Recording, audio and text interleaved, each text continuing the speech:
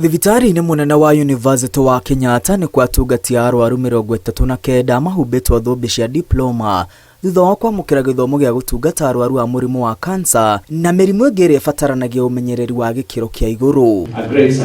93 aya mamũkĩrĩte gĩthomo gĩkĩ kuma rũhonge rwa thibitarĩ ya KU rwa gũthomithia atungati a arwaru. And these nurses will set standards of healthcare in Kenya and beyond.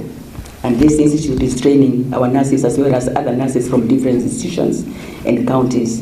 And we are aiming at setting an example that health training institutions worldwide would like to emulate. Nurses are the backbone of our healthcare system, providing compassionate care, advocating for patients' rights, and bridging the gap between the medical expertise and the human connection.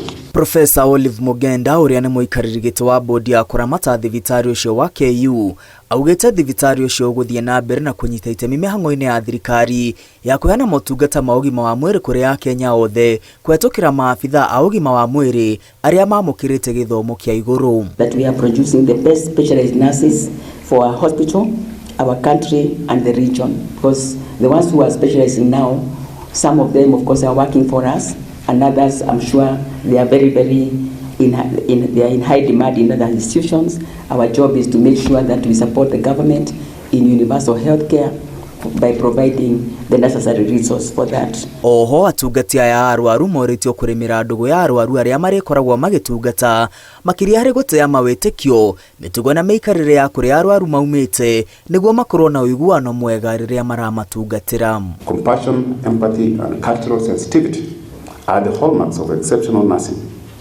Treat every patient with dignity, respect, and personalized care. We also talk to our nurses, the ones who are graduating and even others in the hospital, making sure that they understand that the values and even the culture and the attitude is just as important as the skills.